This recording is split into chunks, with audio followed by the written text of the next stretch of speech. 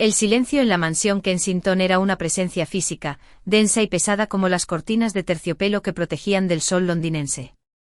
Era un silencio al que me había acostumbrado durante 7 años de matrimonio, un silencio que hablaba de superficies pulidas y resentimientos no expresados.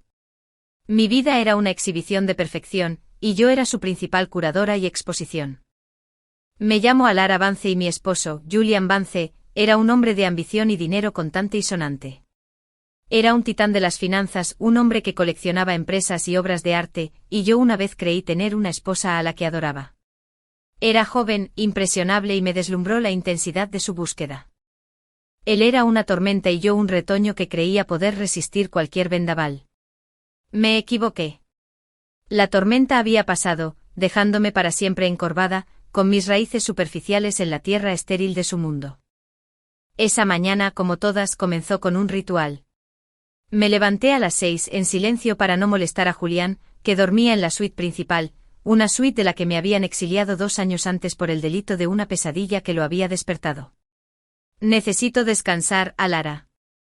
Los mercados no duermen y yo tampoco, dijo con una voz gélida. Así que me mudé a la habitación de invitados, una hermosa habitación sin alma con vistas a los jardines cuidados que él nunca pisaba. Me vestí con ropa discreta y cara, de cachemira y seda, el uniforme de la esposa adinerada y ociosa. Me maquillé con cuidado, adoptando la expresión serena y plácida que se esperaba. Abajo, María, nuestra ama de llaves, me había preparado un desayuno que solo probaría. La casa bullía con el trabajo silencioso y eficiente del personal. Eran amables, pero sus ojos reflejaban una lástima que apenas podía soportar. Mi propósito, al parecer, era ser bella, discreta y estar presente. Un trofeo en un estante sin polvo. El amor de Julián, si alguna vez existió, se había convertido en una especie de negligencia benigna. Él me lo daba todo, una tarjeta de crédito ilimitada, una flota de coches, joyas que me dolían la piel. Todo menos él mismo. Su mente siempre estaba en el próximo trato, la próxima adquisición, la próxima montaña por conquistar. Yo era un territorio conquistado que ya no tenía que visitar. El detonante del terremoto que se avecinaba fue trivial. Una orden de limpieza de primavera del propio Julián. Los inversores vendrán a cenar el mes que viene. El lugar tiene que estar impecable. Revísalo todo, Hilaire. No quiero nada. Desorden. Lo había dicho durante la cena la noche anterior, sin levantar la vista de su tableta. Desorden. En eso se había convertido nuestra vida, mi presencia. Así que me encontré en su estudio, una habitación que solía evitar. Era su santuario, todo madera oscura, cuero y el tenue y persistente aroma a su colonia y humo de cigarro. Me sentí como si hubiera entrado sin permiso. Mi tarea consistía en organizar el cajón inferior de su enorme escritorio del siglo XIX, un cajón que, según me había dicho, contenía papeles viejos. El cajón era un caos, un marcado contraste con el orden obsesivo del resto de su vida. Había certificados de acciones descoloridos, fajos de cartas atados con cintas y archivos de empresas de las que nunca había oído hablar. Trabajé metódicamente creando pilas para triturar, archivar y archivar. Era un trabajo tedioso y mi mente divagaba, un pasatiempo peligroso en una casa de fantasmas. Y entonces mis dedos rozaron el borde de una carpeta de papel grueso y texturizado, escondida debajo de un libro de contabilidad de 2015. La saqué. Era una carpeta sencilla, color crema, pero cargada de significado. Mi nombre estaba escrito en la solapa con la caligrafía nítida y angular de Julian, Hilaire. Un extraño presentimiento me picó en la nuca. ¿Por qué una carpeta con mi nombre estaba enterrada bajo años de detritos financieros? La abrí. Su contenido era una historia curada de nosotros. La escritura del primer apartamento pequeño que compartimos, antes de que el dinero se volviera obsceno. Fotos de nuestro apasionado noviazgo en Niza. Yo riéndome con el viento en el pelo, él mirándome con una calidez que no había visto en años. Talones de entradas de la ópera. Una flor prensada de los jardines de Versalles. Una oleada de náuseas, dulce y nauseabunda, me invadió. Él las había guardado. ¿Esta evidencia de un hombre que apenas recordaba? Me temblaban las manos al examinar los recuerdos, cada uno como un cuchillo pequeño y afilado. Y entonces, al llegar al fondo de la carpeta, se me heló la sangre. Era un certificado de matrimonio. Pero no era nuestro. El papel era diferente. El nuestro estaba en un pergamino grueso con filigrana, enmarcado en oro y colgado en el salón principal. Este era más sencillo, impreso en papel de formulario de aspecto oficial. Mis ojos, nublados por las lágrimas contenidas, recorrieron el documento. Lugar del matrimonio, Las Vegas, Condado de Clark, Nevada. Fecha: 15 de mayo, hace 10 años. Novio: Julian Alistair Vance. Novia: Isabella María Rossi. El mundo se inclinó sobre su eje. El zumbido del aire acondicionado central se convirtió en un rugido en mis oídos. Isabella Rossi. El nombre era un susurro de una vida olvidada, un fantasma que nunca había podido exorcizar por completo. El primer amor de Julián.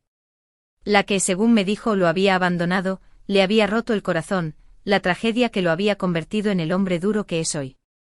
La historia que me había tragado entera, usando su presencia espectral para explicar sus momentos de distanciamiento, su frialdad. Según este documento, ella no solo lo había dejado. Él se había casado con ella. Me quedé mirando la fecha. Esto fue 3 años antes de que me conociera. 3 años antes de que me propusiera matrimonio en una góndola en Venecia, diciéndome que yo era su primer y único amor verdadero. Había sido su segundo. Su segundo bígamo. Los pedazos de mi vida, la narrativa a la que me había aferrado durante 7 años, se hicieron añicos. La frialdad no era la cicatriz de un desamor pasado. Fue la simple ausencia de amor por mí. Nuestro matrimonio, la base sobre la que había construido toda mi identidad, era una mentira. Una mentira hermosa, dorada e ilegal. Un sonido escapó de mis labios. Un jadeo ahogado que fue ahogado por el silencio opresivo del estudio. Sentí las paredes de mi jaula dorada no como barreras, sino como un insulto. Me había atrapado en una hermosa ficción. Yo no era su esposa. Era su amante, su secreto, su desorden. La oleada inicial de dolor abrasador fue seguida rápidamente por una claridad gélida que no había sentido en años. Las lágrimas se secaron antes de que pudieran caer. Miré a mi alrededor, a los símbolos de su poder y control, y no sentí asombro, sino una rabia profunda y latente. Él pensaba que yo era una tonta. Una tonta hermosa y tranquila que acampaba en su casa, lucía sus joyas y jamás cuestionaba su lugar. Me había tomado por tonta durante 7 años. Muy bien. Sería un tonto. Con manos que ya no temblaban, guardé cuidadosamente cada objeto en la carpeta, tal como lo había encontrado. Lo deslicé bajo el libro de contabilidad, cerré el cajón y me levanté. Mi reflejo en el cristal oscuro de la estantería mostraba a una mujer tranquila y serena. Pero tras sus ojos, una nueva mujer se forjaba en el fuego. Haría de esposa tonta e ignorante. Continuaría con la farsa. Pero mientras jugaba, planearía. Julian Vance me había arrebatado mi amor, mi confianza y mis años. No me arrebataría mi libertad. No me quebrantaría. Salí del estudio, cerrando la puerta con suavidad. El juego había comenzado. Y por primera vez en 7 años, yo era quien dictaba las reglas. Los días posteriores al descubrimiento en el estudio fueron un ejercicio de performance surrealista. Vivía mi vida como el Ara Vance, la esposa obediente, con una máscara serena firmemente adherida. Pero bajo esa apariencia tranquila, mi mente era una sala de guerra, planeando estrategias, calculando riesgos y planeando mi escape. Cada sonrisa que le dedicaba a Julian durante nuestras cenas silenciosas era una mentira. Cada vez que le preguntaba cómo le había ido el día, cada vez que escuchaba sus respuestas monosilábicas sobre la volatilidad del mercado y las adquisiciones hostiles, estaba recopilando información. Necesitaba conocer sus hábitos, su horario, su ritmo de vida para poder escaparme sin problemas. La limpieza va bien, cariño, dije una noche con un tono de voz cuidadosamente modulado y de leve interés. Pinché un espárrago con mano firme. Ese cajón de abajo de tu estudio era una pesadilla. Solo un montón de viejos documentos financieros. Los he clasificado para archivarlos. Lo observé con la mirada inocente de un niño. Ni siquiera levantó la vista del teléfono, donde estaba revisando informes. Bien. Lo que creas conveniente. No había ni un atisbo de preocupación, ni una pizca de sospecha. ¿Por qué la habría? En su mundo, yo era un mueble. Los muebles no tienen revelaciones. Su despido fue mi confirmación. Se sentía completamente seguro de su engaño. Bien. Que se sintiera seguro. Que durmiera en el corazón de la mentira mientras yo afilaba mi cuchillo. Mi primer paso fue logístico. Necesitaba dinero que él no pudiera rastrear. A lo largo de los años, Julian había sido generoso con su riqueza, pero todo estaba vigilado.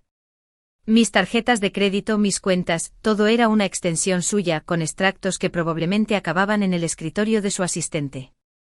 Tenía una pequeña cuenta bancaria privada de antes de casarnos, una reliquia de mi antigua vida que contenía unos cuantos miles de libras. Era una semilla. Necesitaba un bosque. Recordé un dato, una fanfarronería casual de hace años, cuando Julian aún intentaba impresionarme. Tenía un fondo de emergencia, 50.000 libras en efectivo, en una caja fuerte tras una pared falsa en su vestidor. Una reliquia de una época menos estable, lo había llamado. Un hábito paranoico de antes de ser multimillonario. Era hora de una tormenta. Esperar a que saliera para un viaje de negocios de 2 días a Zúrich fue una agonía. Las horas se alargaban, cada minuto una tensión tensa de anticipación. En cuanto su coche arrancó, me moví. Me quedé en su armario, una habitación más grande que mi primer piso en Londres, rodeada de sus trajes a medida y filas de zapatos hechos a mano. El aire olía a cedro y a su colonia, un aroma que me revolvió el estómago. Encontré el panel falso que había descrito, una sección de pared que parecía sin juntas, pero que cedió a un empujón firme y preciso. Se abrió hacia adentro en silencio. Había una pequeña caja fuerte práctica, nada que ver con la recargada caja digital de su estudio. Probé la combinación que había revelado borracho años atrás, una fecha que, según él, fue el peor día de su vida antes de conocerme. El 15 de mayo. La misma fecha en el certificado de matrimonio. El candado se abrió con un clic. Los fajos de billetes estaban limpios, ordenados y anónimos. No me lo llevé todo. Sería demasiado obvio.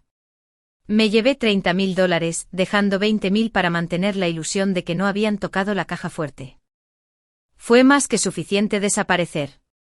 Luego los documentos. Necesitaba una nueva identidad. Mi pasaporte estaba en la caja fuerte de su estudio, un lugar al que no podía acceder. Pero tenía un plan.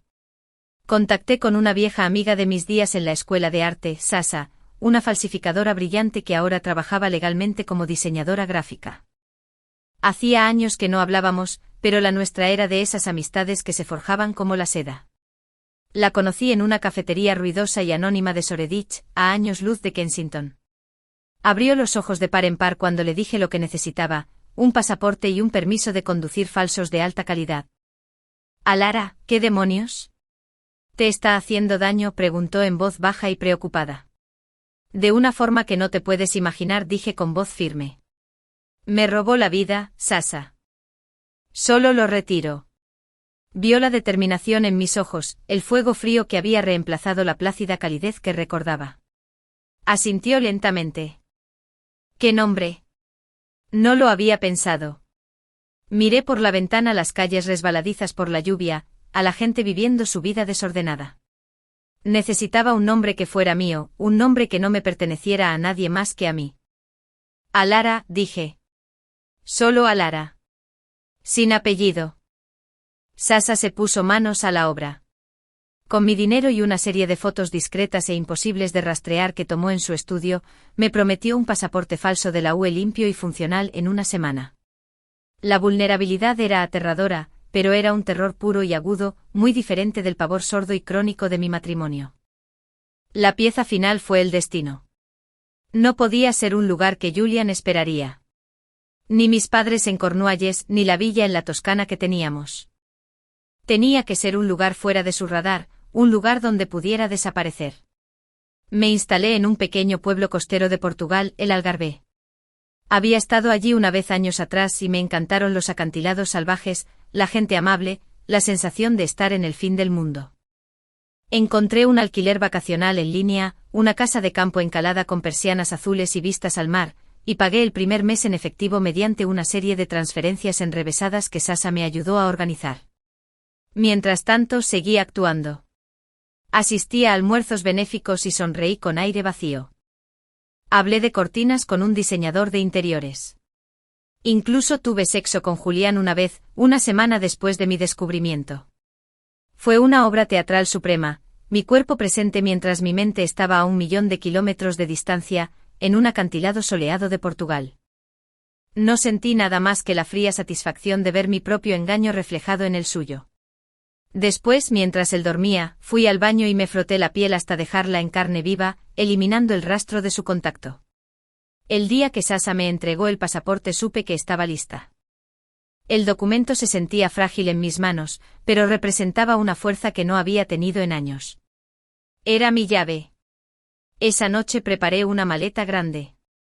No con mi ropa de diseñador ni mis joyas, sino con artículos prácticos y sencillos, algunos libros preciados y mis propias fotografías prematrimoniales. Dejé atrás los diamantes, las pieles, los vestidos. Eran vestuario para un papel del que me jubilaba. Escribí una carta. Era corta y la redacté una docena de veces. No podía ser emotiva. No podía estar enojado. Tenía que ser una declaración simple y objetiva que impactara con la fuerza de un torpedo. Julián. Encontré el certificado de matrimonio. Se lo de Isabella. Espero que sean muy felices. No intentes encontrarme a Lara. Lo dejé en la isla de la cocina, apoyado contra el frutero. Un entorno tranquilo y familiar para una bomba nuclear. A la mañana siguiente llamé un taxi de un servicio que nunca usábamos. Al alejarse de la mansión por última vez, no miré atrás. Miré el pasaporte falso que tenía en las manos y el nombre que había elegido. Solo a Lara. No era la esposa de nadie. Era un fantasma y por fin, benditamente era libre. La primera bocanada de aire del Algarve fue como un bautismo. Era limpio, penetrante con el aroma a sal y pino, que limpiaba la contaminación londinense de mis pulmones y el residuo psíquico persistente del mundo de Julian de mi alma. El taxi desde el aeropuerto de Feroe serpenteaba entre colinas salpicadas de almendros, cuyas flores parecían nieve tardía, antes de descender hacia la costa y el pequeño pueblo encalado de Algeo. Mi nuevo hogar era exactamente como prometían las fotos. Una pequeña casa cuadrada, con sus paredes de un blanco cegador contra el brillante cielo azul, encaramada en un acantilado con vistas al infinito atlántico. Se llamaba Casa de Saudade, la casa del anhelo. La ironía no se me escapó. Anhelaba un yo en el que aún no me había convertido. Los primeros días fueron una mezcla de desorientación y profundo silencio. El silencio aquí era diferente al de la mansión de Kensington. Aquella había sido un silencio sepulcral y opresivo. Era un silencio vivo y palpitante impregnado del lejano romper de las olas, el graznido de las gaviotas y el susurro del viento entre las hierbas marinas. Un silencio que me permitió escuchar mis propios pensamientos por primera vez en años. Desempaqué mi única maleta y coloqué mis pocas pertenencias en la sencilla cómoda de madera. La cabaña estaba escasamente amueblada, una cama de hierro forjado, una mesa toscamente tallada y 2 sillas. Era todo lo que necesitaba.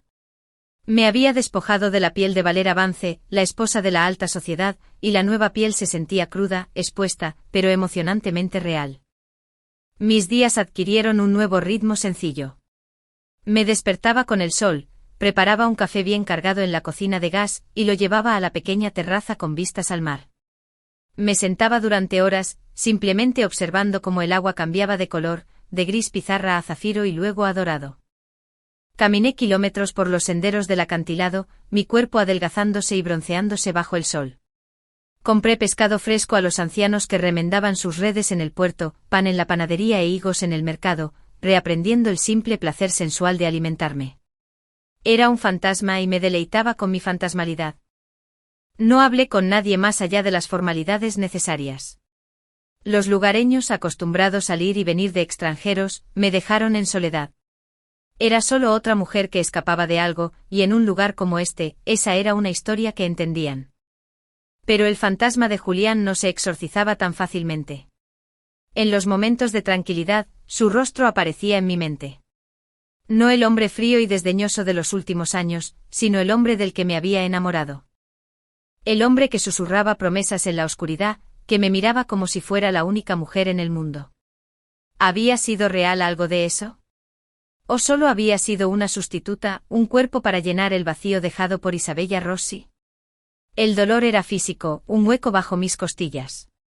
Una tarde, aproximadamente una semana después de mi llegada, llegó una tormenta del mar.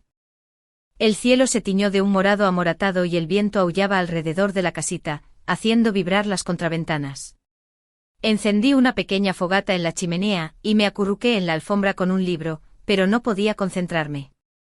La furia de la tormenta reflejaba la agitación que sentía en mi interior. Me encontré pensando no en Julián, sino en Isabella. ¿Quién era? ¿Seguía viva? ¿Seguían casados? ¿Había sido toda su relación una ficción diseñada para despertar mi compasión y asegurar mi obediencia? ¿O era la verdad aún más retorcida?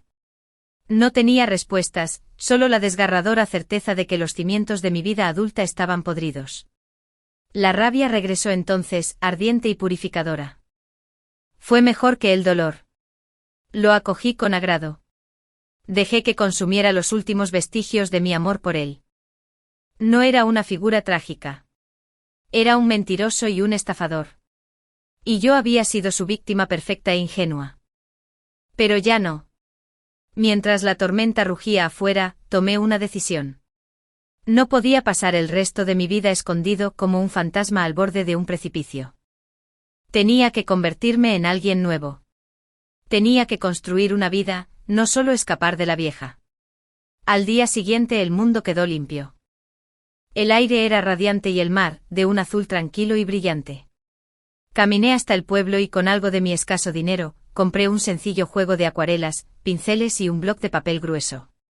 Fue un impulso, el recuerdo de un yo que había enterrado hacía mucho tiempo. Antes de Julián, antes del dinero, yo había sido artista.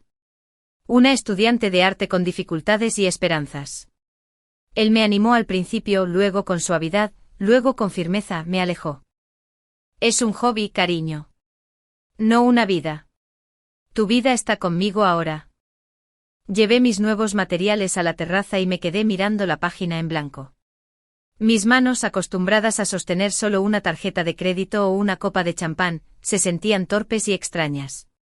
Mojé un pincel en agua, lo impregné con una mancha de ultramar y lo rocé con el papel. Era una línea inestable y de aficionado. Pero fue un comienzo.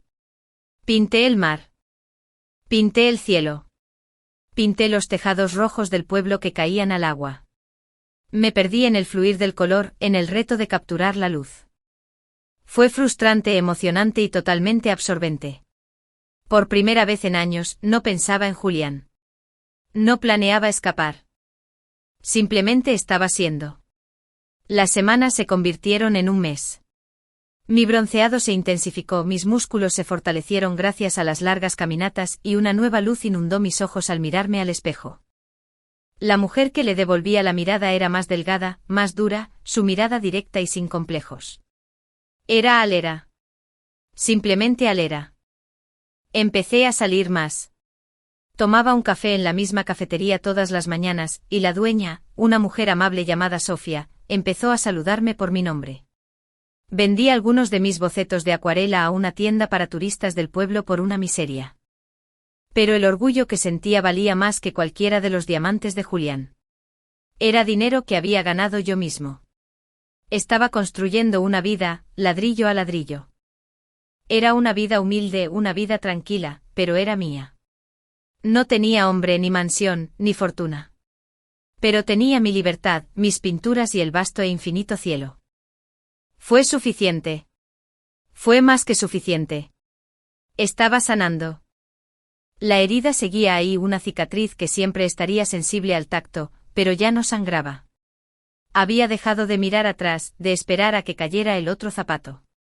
Julián era un fantasma de una vida pasada, una pesadilla que se disipaba bajo el brillante sol portugués. Estaba contra todo pronóstico feliz. Y fue entonces cuando el mundo se abrió de par en par por segunda vez. Ocurrió un martes. Día de mercado. El puerto era un hervidero de color y ruido con puestos repletos de pescado reluciente, pirámides de naranjas y manojos de hierbas aromáticas. Regateaba alegremente con un pescador por una lubina, mi portugués aún era rudimentario pero funcional, y el sol calentaba mis hombros desnudos. Me sentí arraigado de verdad. Esta era mi vida ahora. Y entonces lo vi. Estaba de pie al final de la calle adoquinada, a 50 metros de distancia, pero era inconfundible. Su figura alta y de hombros anchos, su porte con una autoridad innata y depredadora que desentonaba por completo en medio del caos relajado del mercado. Julián. Mi corazón no se detuvo por completo. Pareció detenerse por completo y luego golpearme las costillas como un pájaro atrapado. El mundo se redujo a un túnel, los colores vibrantes se desvanecieron, los sonidos del mercado se convirtieron en un rugido lejano. La lubina se me escapó de los dedos entumecidos y aterrizó en los adoquines con un golpe seco. ¿Cómo? ¿Cómo me había encontrado? Había sido tan cuidadoso. El dinero o el pasaporte falso, la cabaña alquilada a mi nuevo nombre. Yo era un fantasma. Sus ojos se clavaron en los míos. Eran oscuros, intensos y llenos de una agitación que nunca antes había visto en ellos. Parecía demacrado. Su traje habitualmente impecable estaba arrugado, la corbata suelta y una oscura sombra de barba le cubría la mandíbula. Dio un paso hacia mí. Un pánico puro y primario se apoderó de mí. El instinto de huida que había sido mi compañero constante en aquellos últimos días en Londres resurgió con fuerza. Me di la vuelta y eché a correr. No miré atrás. Me abrí paso entre la multitud, abriéndome paso entre los puestos, con el corazón latiéndome con fuerza. Lo oí llamarme Ellara. Su voz, normalmente tan controlada, era áspera, desesperada. Solo me hizo correr más rápido. Me agaché por un callejón estrecho con mis sandalias golpeando la piedra. Ya conocía estas calles a la perfección, pues mis paseos diarios me habían permitido mapear cada recodo, cada callejón sin salida. Lo llevé en una persecución frenética atravesando un patio lleno de ropa tendida, dando media vuelta por una pequeña plaza y perdiéndome finalmente en el laberinto del casco antiguo. No me detuve hasta llegar a la relativa seguridad de mi cabaña, cerrando de golpe la puerta azul de madera y apoyándome en ella, con el pecho agitado. Me había encontrado. La jaula dorada tenía paredes que se extendían por continentes. Durante horas estuve sentado en el suelo con la espalda contra la puerta, esperando. Esperaba el sonido del motor de un coche, un puño golpeando la madera, su voz exigiendo que lo dejara entrar. Pero no llegó nada, solo el familiar y reconfortante sonido del viento y las olas. Al caer la tarde tiñendo el cielo de tonos violeta y rosa, mi pánico empezó a convertirse en una ira fría y profunda. ¿Cómo se atreve? ¿Cómo se atreve a invadir mi santuario, mi pieza ganada con tanto esfuerzo? Me había robado 7 años de vida, no me robaría esto. Miré por la ventana con cautela. El camino del acantilado estaba desierto. ¿Lo había imaginado? No. El terror era demasiado real. Él estaba aquí. En algún lugar. Al día siguiente no fui al mercado. Me quedé dentro sintiendo mi libertad de repente como una nueva prisión, más frágil. Intenté pintar, pero me temblaban las manos. Cualquier sonido me sobresaltaba.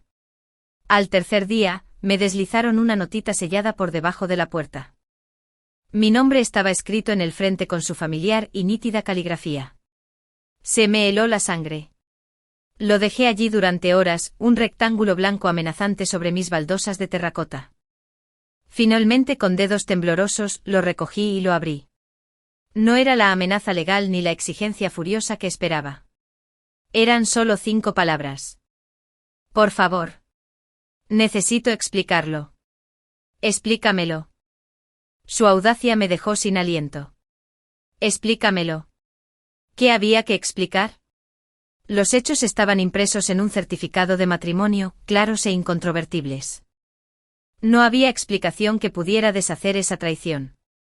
Rompí la nota en 100 pedacitos y los tiré a la chimenea.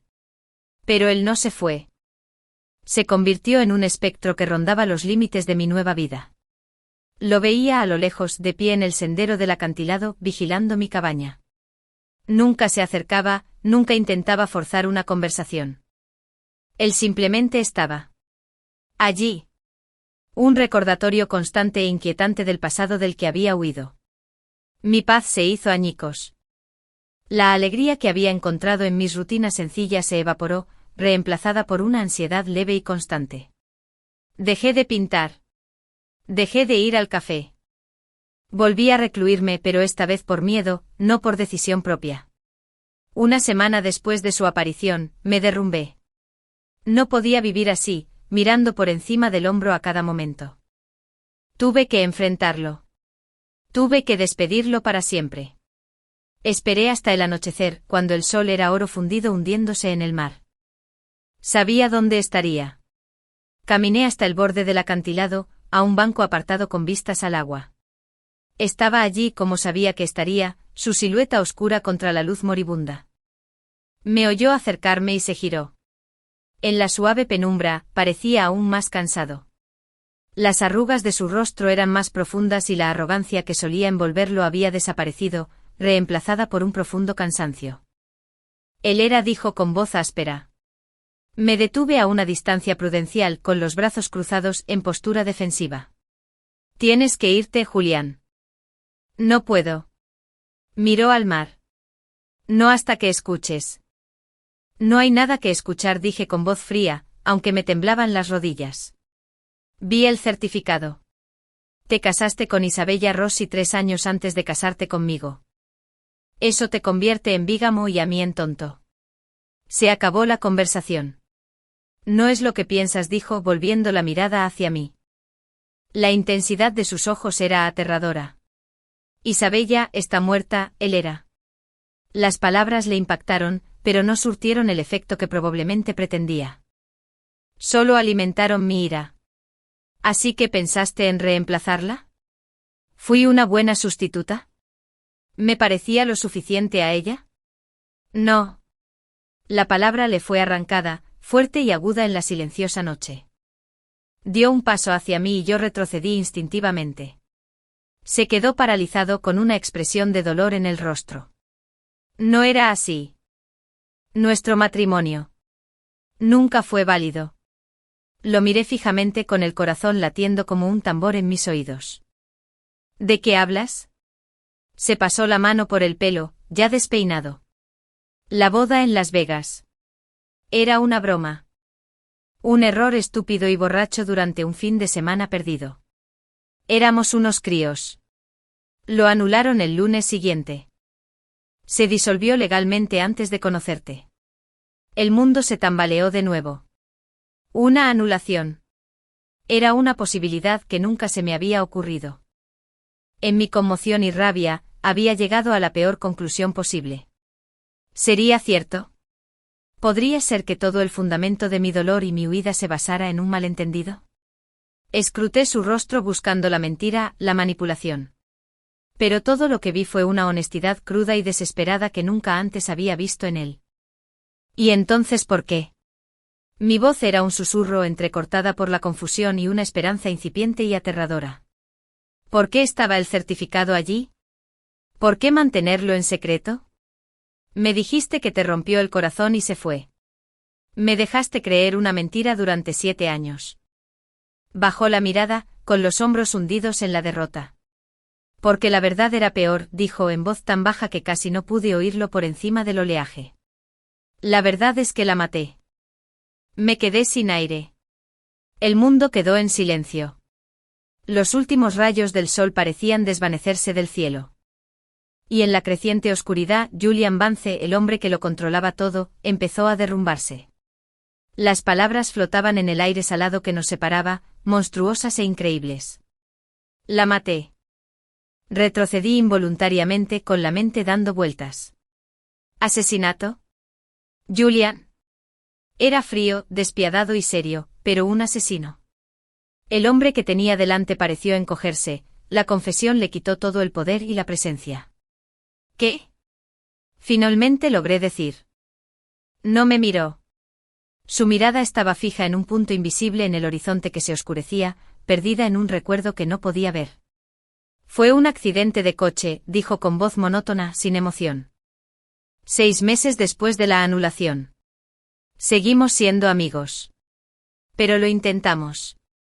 Fue un desastre. Estábamos discutiendo. En el coche. Tragó saliva con fuerza al oír el sonido en el silencio. Estaba conduciendo. Tomé una curva demasiado rápido. Perdió el control. La recitación clínica fue más aterradora que cualquier relato dramático. Era una historia que se había contado a sí mismo 1000 veces, lijando las asperezas hasta convertirla en una piedra lisa y dolorosa que llevaba en las entrañas. Murió en el impacto, continuó, todavía con ese tono monótono y sombrío. Salí con un brazo roto y moretones. La policía investigó. Se dictaminó que fue un accidente. No se presentaron cargos. Pero yo lo sabía. Estaba enojado. Fui imprudente. Maté a la mujer que amaba. El viento nos azotaba, un frío contrapunto al calor de su confesión. Mi ira, mi furia justificada, fue rápidamente reemplazada por una compasión aturdida y compleja. Todos estos años había pensado que su frialdad era falta de amor hacia mí. Ahora lo veía como lo que era. Una prisión de culpa y autodesprecio. No podría decírtelo, dijo girándose finalmente para mirarme. En el crepúsculo, sus ojos eran negros charcos de tormento. ¿Cómo podría? Hola, Ayera, soy Julian. Soy rico y exitoso y, por cierto, soy responsable de la muerte de mi primera esposa. Habrías corrido 1 milla. Y eras luz. Eras alegría. Eras todo lo que no era oscuridad ni muerte. Fui egoísta. Te quería. Así que creé una historia más segura y sencilla. Un desamor. Una mujer que se fue. Fue más fácil para ambos. Más fácil para ti, lo corregí con voz temblorosa. Construiste todo nuestro matrimonio sobre una mentira, Julián. Me dejaste vivir a la sombra de un fantasma, creyendo que era la segunda opción, que jamás podría compararme con el gran amor perdido de tu vida. Cuando todo este tiempo solo estabas atormentado. Se estremeció como si lo hubiera golpeado. Sí, me atormentaba. Me atormenta. Todos los días. Y encerré esa parte de mí porque pensé que si lograba ser perfecta, si podía construir una vida perfecta contigo, el fantasma se desvanecería. Pero no fue así. Esto se hizo más fuerte y me cerré. Te alejé. Me sumergí en el trabajo porque era lo único que calmaba el dolor. Sé que tenía frío. Sé que estuve ausente. Sé que te fallé en todo lo que un esposo puede fallarle a su esposa. Y lo siento muchísimo, Ayera. Estaba llorando. Lágrimas silenciosas e impotentes se deslizaban por la barba incipiente de sus mejillas. Nunca había visto llorar a Julián. No lo creí capaz. La imagen fue más impactante que su confesión. Cuando llegué a casa y encontré tu nota, se le quebró la voz. La casa estaba tan vacía. Era el silencio después del accidente. La estaba perdiendo de nuevo. Pero esta vez fue mi culpa. Total e innegablemente mi culpa. Yo te había alejado. Me derrumbé ayer. Ahí mismo en el suelo de mármol de ese maldito mausoleo. Me rompí en 1000 pedazos. Respiró hondo. Me llevó 1 mes encontrarte. Contraté a todos los que pude. Estaba desesperado. No quería arrastrarte de vuelta. No tengo derecho a pedirte eso. Pero verte. Decirte la verdad. Suplicarte perdón no por mí sino por ti. Mereces saber que nunca fuiste la segunda opción. Fuiste mi salvación. Y fui demasiado cobarde para dejar que me salvaras. Se quedó en silencio, su confesión completa. Los únicos sonidos eran el viento, las olas y su respiración agitada. Me quedé allí, paralizada, mientras mi mente intentaba procesar el cambio radical en la realidad. El villano de mi historia acababa de reescribir su papel. No era bígamo. Era un hombre desconsolado que había cometido un error catastrófico de juicio y pasó una década castigándose por ello. La frialdad, la distancia, el exilio en la habitación de invitados. No era falta de amor. Era la manifestación de una culpa tan profunda que lo había aislado del mundo, de mí. La ira seguía ahí como un carbón encendido. Había mentido. Durante 7 años me había mirado a los ojos y mentido. Me había dejado creer una ficción que había erosionado mi autoestima. Eso no era algo que una simple confesión pudiera borrar. ¿Pero el odio?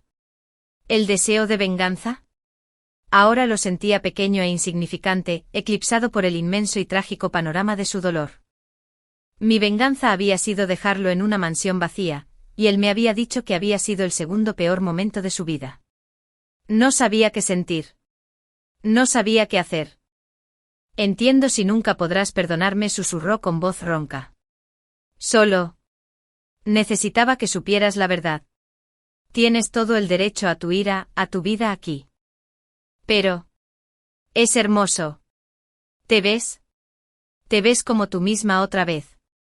Me miró entonces una mirada larga y profunda que pareció abarcar mi cabello decolorado por el sol, mi sencillo vestido de algodón, la nueva firmeza en mi postura. Era una mirada de amor y de pérdida. Me iré mañana, dijo en voz baja. No volveré a molestarte. Tienes mi palabra. Se dio la vuelta y empezó a alejarse, su figura, una silueta solitaria contra el vasto cielo estrellado. Julián, llamé. Se detuvo pero no se dio la vuelta. No sabía qué decir. Te perdono por mentir. Te odio porque ya no es cierto. Quedarme era imposible. La carpeta, dije finalmente en voz baja. En tu escritorio. Con las fotos. Los talones de los boletos. ¿Por qué lo guardaste? Guardó silencio un buen rato. Porque esa era la única parte de mi vida que era real, dijo. La única parte que no se vio afectada por el accidente. Fue mi prueba de que una vez por un ratito fui feliz. Contigo. Y con eso se marchó desapareciendo en la oscuridad, dejándome sola en el acantilado con el eco de su verdad y los pedazos de la mía. Dormir era imposible. La confesión de Julián se repetía en mi mente, una película trágica con un giro inesperado que jamás vi venir. La maté. Fuiste mi salvación.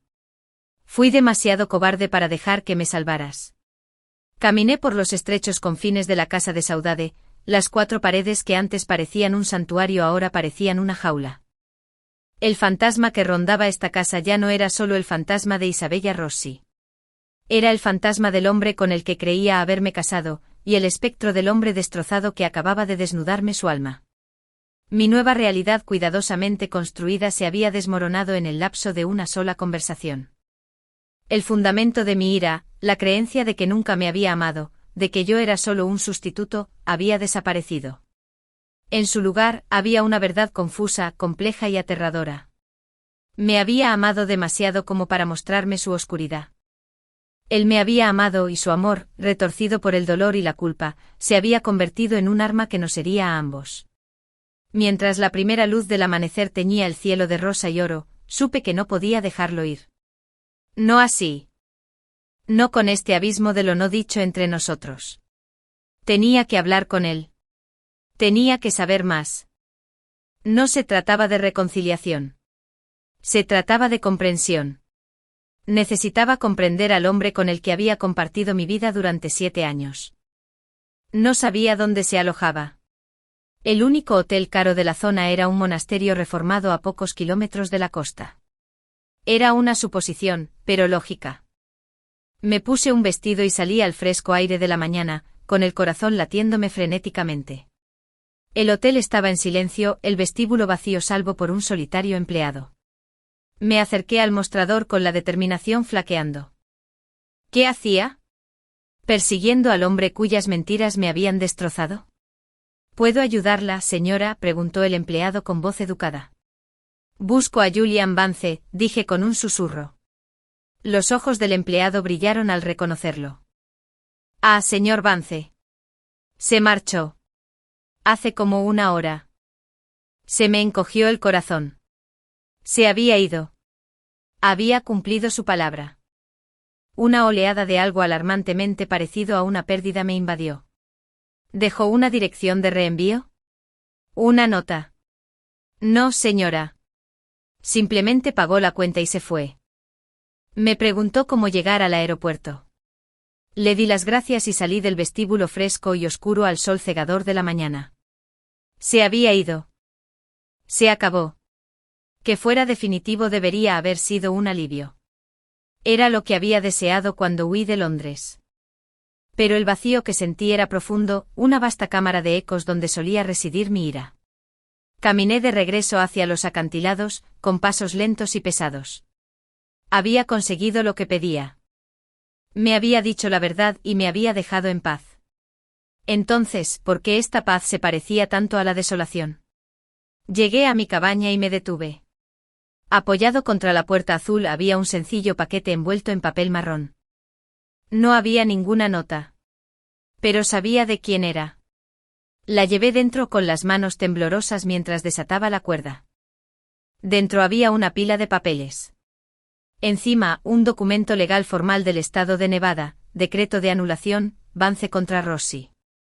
La fecha fue 3 meses antes de que Julián y yo nos conociéramos. Él había dicho la verdad.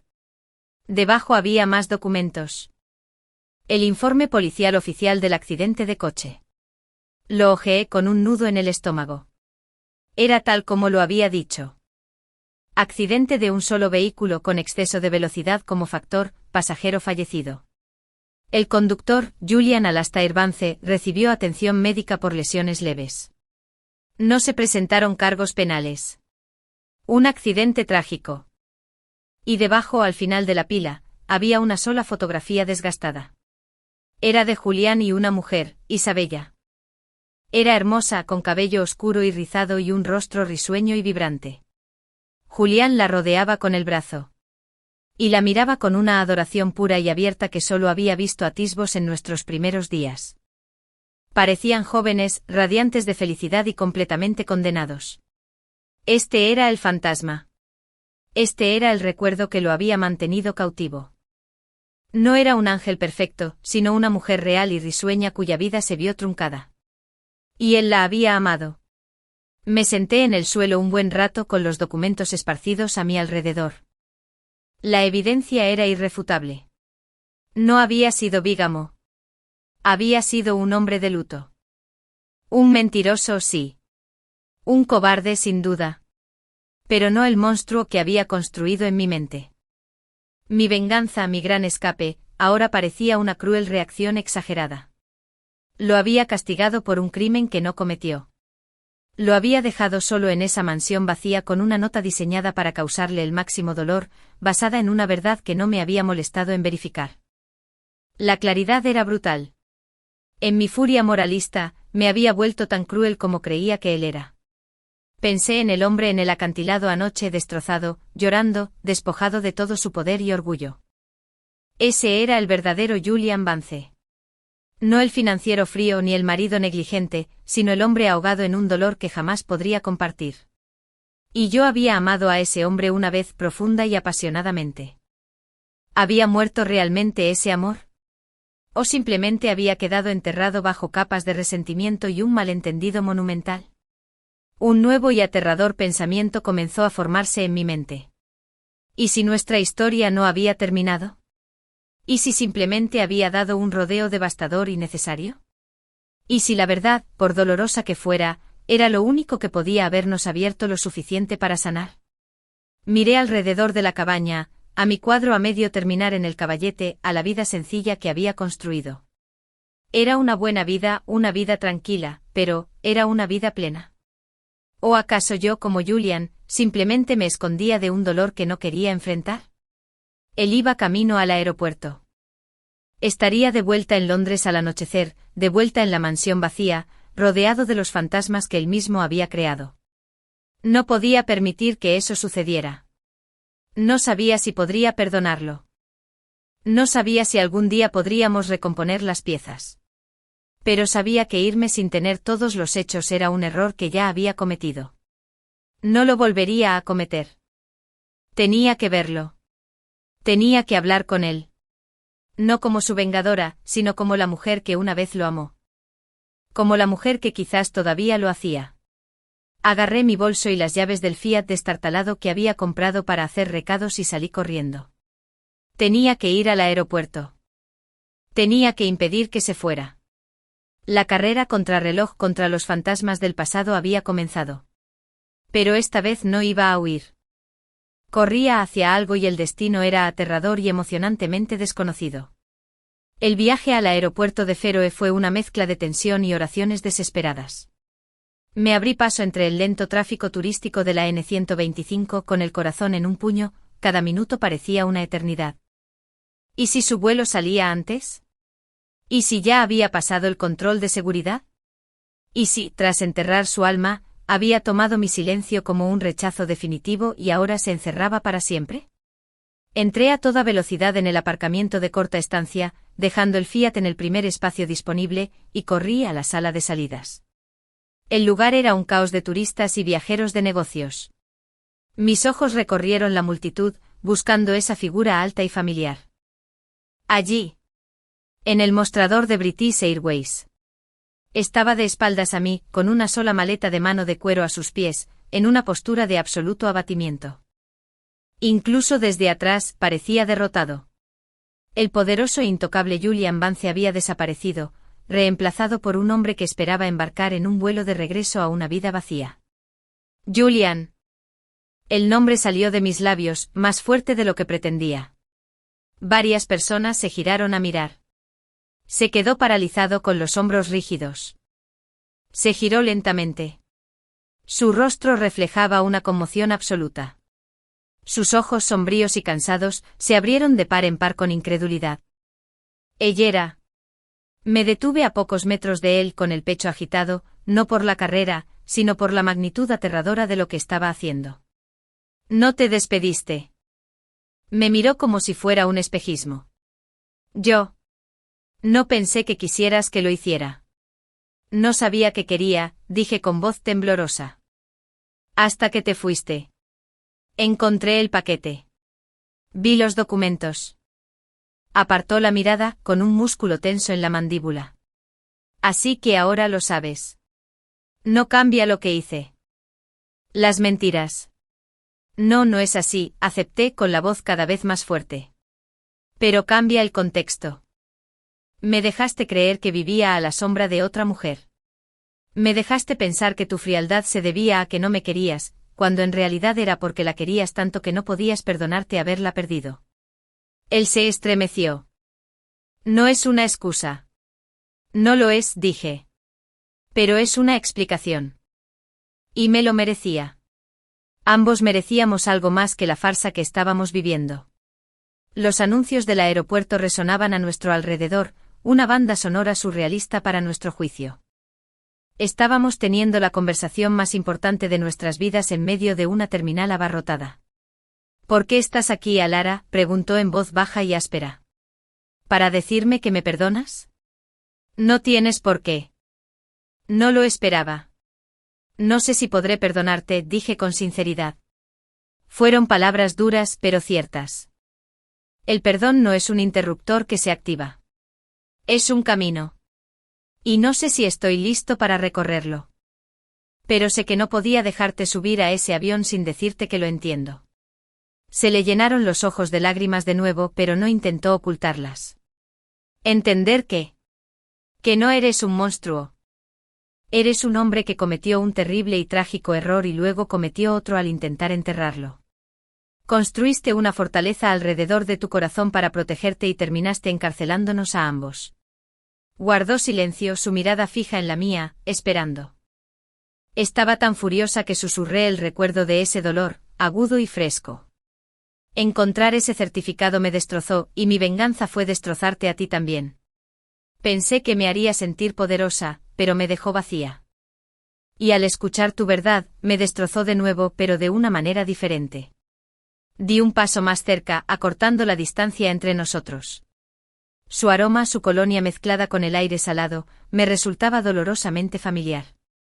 No puedo volver a como eran las cosas, Julian. No lo haré. Esa mujer, la de la mansión Kensington, se ha ido. La maté con la misma seguridad con la que tú mataste al hombre que eras antes del accidente. Se dijo con la voz cargada de emoción. Y no la quiero de vuelta. Te deseo. A ti. A la que se para bajo el sol, pinta y lucha por su vida. Sus palabras me conmocionaron. Era lo que secretamente deseaba oír con desesperación. No que quisiera recuperar a su esposa, sino que deseaba a la mujer en la que me había convertido. Entonces tenemos que empezar de nuevo. Dije que la idea se formaba mientras la pronunciaba, aterradora y emocionante a la vez. No más mentiras. No más secretos. No más esconderse a plena vista. Incluso tenemos una oportunidad, y tiene que ser como somos ahora. Dos personas rotas que tienen que aprender a confiar de nuevo. Extendió la mano y sus dedos apartaron suavemente un mechón de cabello de mi cara. El roce fue eléctrico, una descarga de recuerdos y posibilidades. ¿Cómo lo hacemos? No lo sé, admití. Un día a la vez. Hablando mucho. Y mucha honestidad. Sería un desastre. Sería difícil. No le temo a lo difícil, dijo con los ojos encendidos con una intensidad que no se había visto en años. Solo le temo a una vida sin ti. Era una promesa, una súplica, un comienzo. Cancela tu vuelo, le dije en voz baja. No lo dudó. Se giró hacia el agente de billetes y le dijo, necesito cancelar esta reserva. Mientras él se ocupaba de la logística, me quedé allí, con la mente dando vueltas. ¿Qué estaba haciendo? ¿Estaba loca? ¿Recuperando al hombre cuyas mentiras me habían destrozado? Pero él no era el mismo hombre. Y yo no era la misma mujer. Éramos dos supervivientes del mismo naufragio, varados en la misma orilla. Terminó en el mostrador y se volvió hacia mí, con la bolsa en la mano. El peso de sus hombros parecía haberse aliviado un poco. La desesperación en sus ojos había dado paso a una frágil y desesperada esperanza. ¿Y ahora qué?, preguntó. Ahora, dije respirando hondo, vuelve a la cabaña. Hablamos. Empezamos desde el principio. ¿Y dónde está el principio?, preguntó. Lo miré a este hombre complejo, herido y brillante que había amado y odiado, y sentí un destello del antiguo amor, no como una chica ingenua, sino como una mujer que conocía el precio. Me llamo Alara, dije con una pequeña sonrisa tentativa en los labios. Un placer conocerte. Una sonrisa auténtica e intensa atravesó su dolor, transformando su rostro. Era como el sol saliendo después de un largo invierno. Me tomó la mano, agarrándome con firmeza y seguridad. Julián, dijo. Es un placer conocerte, Alara. Y de la mano salimos del aeropuerto, dejando atrás los fantasmas del pasado y adentrándonos en un futuro incierto, aterrador y esperanzador. El viaje de regreso a Olio fue silencioso, pero era un silencio distinto al que había plagado nuestro matrimonio. No era el silencio sepulcral y pesado de lo no dicho.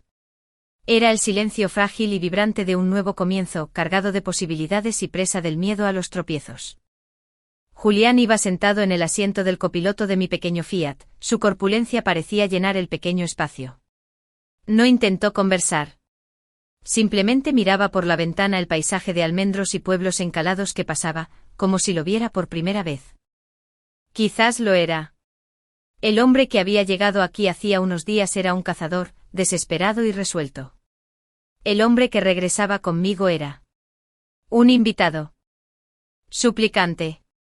Al llegar a la casa de Sade me siguió al interior, deteniéndose en el umbral como si entrara en un espacio sagrado. Recorrió con la mirada la sencilla habitación, observando los muebles rústicos, el caballete con mi cuadro a medio terminar, las puertas abiertas que daban a la terraza y el infinito mar azul. Eres tú, dijo en voz baja, más para sí mismo que para mí.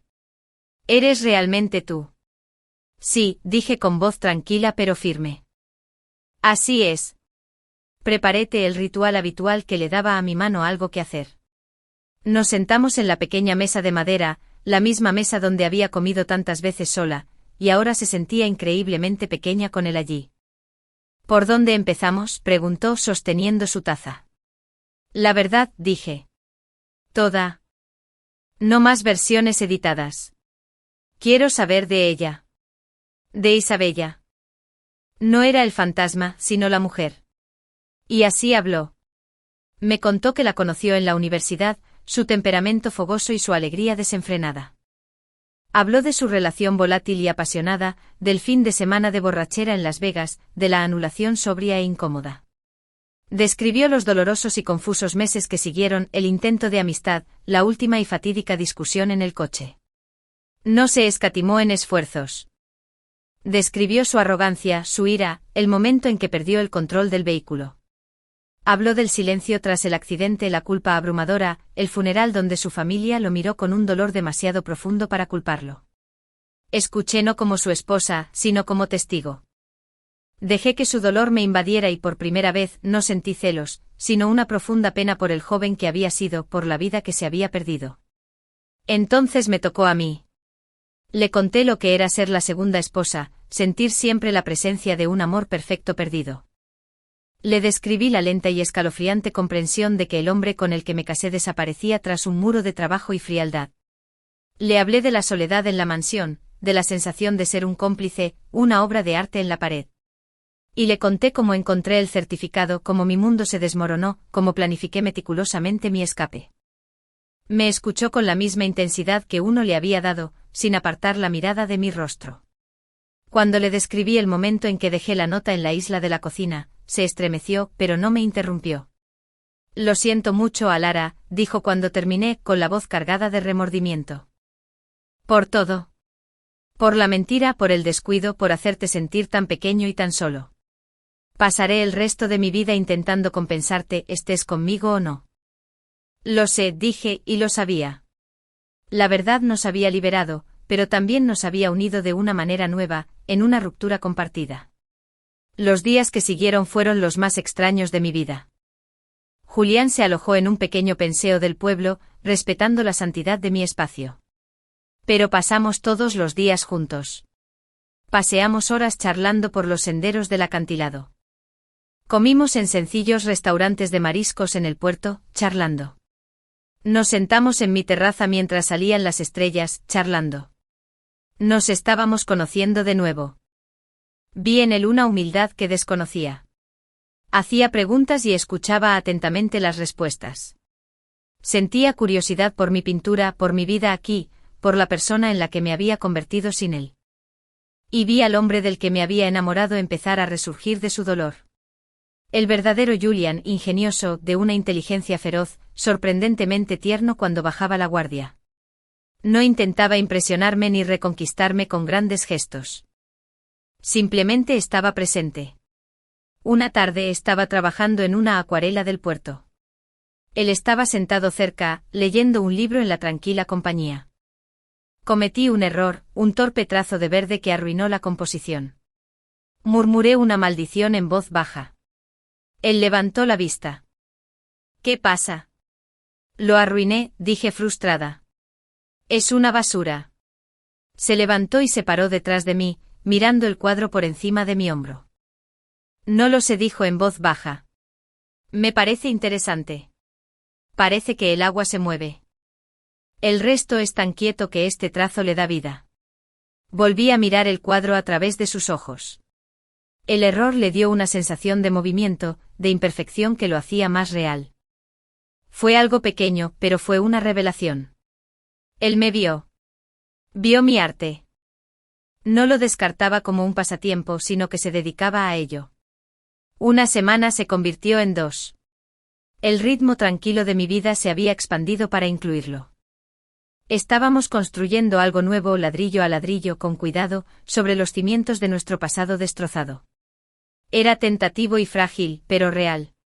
Una tarde estábamos en la terraza viendo cómo el atardecer teñía el cielo de colores intensos. El aire era cálido, impregnado del aroma a jazmín y mar. Tengo que volver a Londres pronto, dijo en voz baja. Hay cosas que tengo que atender. La empresa, la casa. Se me encogió el corazón. El mundo real llamaba a la puerta. ¿Qué harás con la casa? Véndela, dijo sin dudarlo. Nunca fue un hogar, fue una tumba. Ya no quiero vivir en una tumba. Se giró para mirarme con expresión seria. No te pido que vuelvas conmigo. Esto que hacemos aquí es tuyo. Nunca te pediría que renunciaras a ello. Pero me preguntaba si encontrara un lugar aquí, algo pequeño, algo real, ¿estarías dispuesta a dejarme formar parte de tu vida? En tus términos. No fue una exigencia. Fue una ofrenda. Me ofrecía construir una vida en mi mundo, no arrastrarme de vuelta al suyo. Lo miré a este hombre que había sido mi mayor amor y mi mayor desamor, que me había mentido y luego me había desnudado su alma. La ira había desaparecido. El deseo de venganza era un recuerdo lejano y vergonzoso.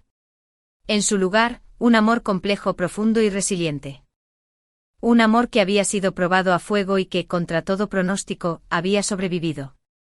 Extendí la mano y la tomé entrelazando mis dedos con los suyos. Su agarre era cálido, firme, real. Creo que me gustaría, dije en voz baja. La sonrisa que se extendió por su rostro fue la más hermosa que jamás había visto. Estaba llena de esperanza y amor, y de un futuro que construiríamos juntos, no como las personas que éramos, sino como las personas en las que nos habíamos convertido. El sol se hundió en el horizonte y las primeras estrellas comenzaron a salpicar el cielo violeta. Nos sentamos allí de la mano en la casa del anhelo, pero el anhelo finalmente, afortunadamente, había terminado. Habíamos encontrado el camino a casa, y nuestra historia apenas comenzaba. El fin.